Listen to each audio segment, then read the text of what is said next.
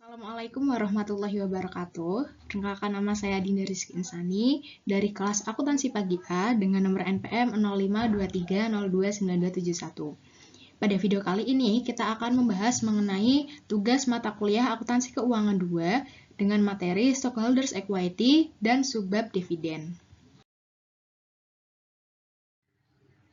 Sebelum kita masuk membahas mengenai dividen, kita harus mengetahui terlebih dahulu apa itu kebijakan dividen. Dividen merupakan transfer sejumlah nilai dari perusahaan kepada pemegang saham atau pembagian laba ditahan kepada para ekuitas pemegang saham. Nilai yang ditransfer tersebut biasanya merupakan aktiva perusahaan berupa kas ataupun non-kas, dan penentuan jumlah dividen yang tepat harus dibayarkan didasarkan atas akumulasi laba sesuai dengan hasil keputusan RUPS atau Rapat Umum Pemegang Saham.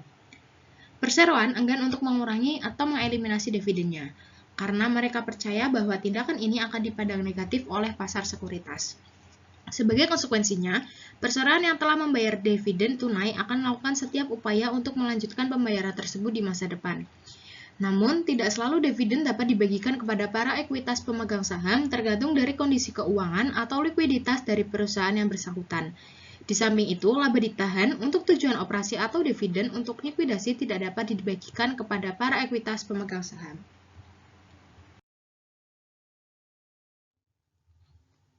Selanjutnya, ada jenis-jenis dividen. Jenis-jenis dividen ada 5 jenis. Yang pertama, dividen tunai atau kas, kedua dividen properti, ketiga dividen scrip, yang keempat dividen likuidasi, dan yang terakhir dividen saham.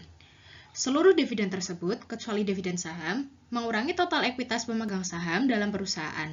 Karena ekuitas akan berkurang, baik melalui pembagian dividen secara langsung maupun di masa depan. Jika dividen saham diumumkan, maka perusahaan tidak membayar dengan aktiva atau mencatat kewajiban.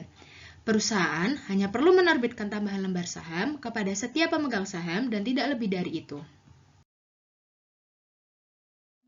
Yang pertama, dividen tunai atau kas. Pengertian dari dividen tunai atau kas yaitu dividen yang dibayarkan kepada para pemegang saham atau investor berupa uang tunai. Contoh soalnya, pada tanggal 20 Desember 2005, Incorp mengumumkan pembagian dividen sebesar $1.000 untuk setiap lembar saham biasa yang beredar sebanyak 1.000 lembar dan yang akan dibayarkan pada tanggal 20 Januari 2006. Pengumuman dividen tersebut dicatat tanggal 28 Desember 2005. Buat ayat jurnal untuk mencatat transaksi tersebut. Untuk penyelesaian dari contoh soal tersebut, kita dapat lihat bahwa pada tanggal 20 Desember 2005 terdapat transaksi pengumuman dividen. Kemudian jurnalnya, laba ditahan dividen kas sebesar $1 juta pada bagian debit, hutang dividen kas sebesar $1 juta pada bagian kredit. Dan untuk transaksi pencatatan dividen pada tanggal 28 Desember 2005, itu tidak ada jurnalnya. Kemudian, untuk transaksi pembayaran dividen pada tanggal 20 Januari 2006, jurnalnya adalah hutang dividen kas sebesar $1 juta pada posisi debit dan kas sebesar $1 juta pada posisi kredit. Selanjutnya, yaitu dividen properti. Pengertian dari dividen properti adalah dividen properti biasanya dibayarkan dalam bentuk surat berharga perusahaan lain yang dimiliki oleh perusahaan, baik berupa persediaan atau aktiva lainnya. Contoh soalnya, Milanko mempunyai 10.000 lembar saham Torino Corp dengan harga perolehan $1.100.000. Pada tanggal 20 Desember 2005, diumumkan pembagian properti dividen untuk setiap lembar saham Milanko yang beredar sebanyak 5.000 lembar. Pengumuman dividen tersebut dicatat tanggal 28 Desember 2005 dan akan dibayarkan pada tanggal 20 Januari 2006. Buatlah ayat jurnal untuk mencatat transaksi tersebut. Untuk penyelesaian contoh soal tersebut, kita dapat lakukan dengan cara pencatatan jurnal pada transaksi pengumuman dividen pada tanggal 20 Desember 2005 dan jurnalnya adalah laba ditahan dividen properti sebesar $550.000 pada bagian debit dan hutang dividen properti sebanyak $550.000 pada bagian kredit. Kemudian, pada transaksi pencatatan keuntungan pada tanggal 20 Desember 2005, jurnalnya adalah investasi saham PTX pada posisi debit sebesar $50.000 dan keuntungan yang belum direalisasi sebesar $50.000 pada bagian kredit. Sedangkan untuk jurnal pada tanggal 28 Desember 2005 pada transaksi pencatatan dividen itu tidak ada jurnalnya dan tidak perlu dijurnal. Pada tanggal 20 Januari 2006 terdapat transaksi pembayaran dividen. Untuk jurnalnya, hutang dividen properti sebesar $550.000 pada bagian debit dan investasi saham PTX sebesar $550.000 pada bagian kredit. Yang ketiga yaitu dividen scrip atau yang biasa disebut dengan dividen hutang. Dividen scrip yaitu janji tertulis untuk membayar sejumlah tertentu di waktu yang akan datang. Hal ini disebabkan karena saldo kas yang ada tidak cukup. Dividen ini dibagi dalam bentuk hutang, obligasi, ataupun wesel. Dan tentunya dividen ini bisa berbunga ataupun tidak. Contoh soalnya, pada tanggal 20 Desember 2005, diumumkan pembagian dividen dalam bentuk wesel promise sebesar $1 juta dengan bunga 10% per tahun. Pengumuman dividen tersebut dicatat tanggal 28 Desember 2005 dan akan dibayarkan pada tanggal 20 Januari 2006. Buatlah ayat jurnal untuk mencatat transaksi tersebut.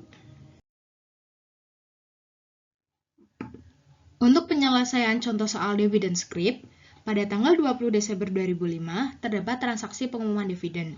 Untuk jurnalnya, laba ditahan dividen scrip sebesar $1 juta pada bagian debit dan wesel bayar sebesar $1 juta pada bagian kredit. Sedangkan untuk pencatatan dividen pada tanggal 28 Desember 2005 itu tidak ada jurnalnya.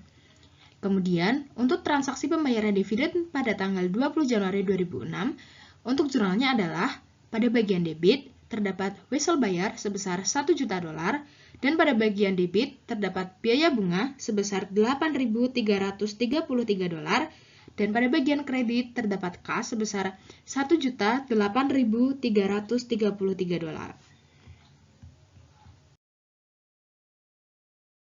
Yang keempat, dividen likuidasi. Dividen likuidasi adalah dividen yang sebagian merupakan pengembalian modal dan bukan dari laba ditahan. Dividen likuidasi mengakibatkan outstanding share berkurang. Contoh soalnya, pada tanggal 20 Desember 2005, Lauren Co. menerbitkan dividen kepada para pemegang saham sebesar $1.200.000. Pengumuman dividen tunai ini menyatakan bahwa $900.000 harus dipertimbangkan sebagai laba dan sisanya merupakan pengembalian modal. Pengumuman dividen tersebut dicatat tanggal 28 Desember 2005 dan akan dibayarkan pada tanggal 20 Januari 2006. Buatlah ayat jurnal untuk mencatat transaksi tersebut. Untuk penyelesaian dari contoh soal tersebut, pada tanggal 20 Desember 2005 terdapat transaksi pengumuman dividen. Untuk jurnalnya adalah laba ditahan sebesar $900.000 pada bagian debit, tambahan modal disetor sebesar $300.000 pada bagian debit, dan untuk bagian kredit terdapat hutang dividen sebesar $1.200.000. Sedangkan pada tanggal 28 Desember 2005 terdapat transaksi pencatatan dividen dan itu tidak ada jurnalnya. Kemudian pada tanggal 20 Januari 2006 terdapat transaksi pembayaran dividen. Untuk jurnalnya sendiri adalah hutang dividen sebesar $1.200.000 pada bagian debit dan pada bagian kredit terdapat kas sebesar $1.200.000. Kemudian yang kelima, terdapat dividen saham. Pengertian dari dividen saham yaitu dividen saham merupakan pembagian tambahan saham tanpa dibungut bayaran kepada para pemegang saham sebanding dengan saham-saham yang dimiliki. Tujuan dari dividen saham yaitu untuk menahan laba secara tetap, yaitu dengan mengkapitalisir laba tidak dibagi dan dikreditkan modal saham. Yang kedua, pembagian dividen tanpa menggunakan pembayaran tunai atau aktiva yang diperlukan untuk modal kerja dan ekspansi. Yang ketiga, untuk menaikkan jumlah lembar saham yang beredar, sehingga harga pasarnya akan turun.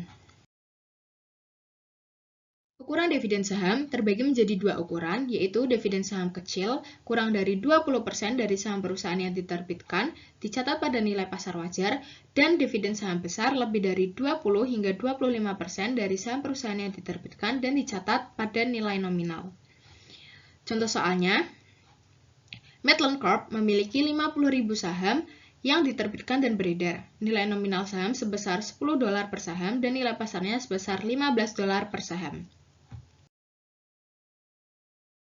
Untuk penyelesaiannya, kita lihat jurnal pada dividen saham 10% diumumkan, itu terdapat pada posisi debit ada laba ditahan dividen saham sebesar 75.000 dan kemudian pada posisi kredit terdapat dividen saham biasa yang dapat didistribusikan sebesar 50.000, kemudian premi saham-saham biasa sebesar 25.000 dan untuk jurnal saham yang diterbitkan yaitu pada posisi debit terdapat dividen saham biasa yang dapat didistribusikan sebesar 50.000, kemudian modal saham biasa sebesar 50.000 pada posisi kredit. Untuk penyajian laporan keuangannya sendiri, saham biasa sebesar $500.000, dividen saham yang biasa yang dapat didistribusikan sebesar 50.000, kemudian dijumlahkan dan menghasilkan nominal $550.000. Untuk pengaruh dividen saham sendiri, kita dapat melihat bahwa sebelum dividen, share capital ordinary-nya itu sebesar $500.000 dan after dividen itu $550.000. Untuk share premium ordinary, sebelum dividen itu tidak ada, dan sesudah dividen itu ada 25.000. Kemudian untuk return earnings-nya itu sebelum dividen itu terdapat $300.000. Kemudian setelah dividen itu terdapat 225.000. Untuk total equity-nya itu sama-sama $800.000 dan yang berbeda itu pada outstanding share-nya. Untuk sebelum dividen, outstanding share-nya itu ada 50.000 dan untuk yang sudah dividen itu 55.000.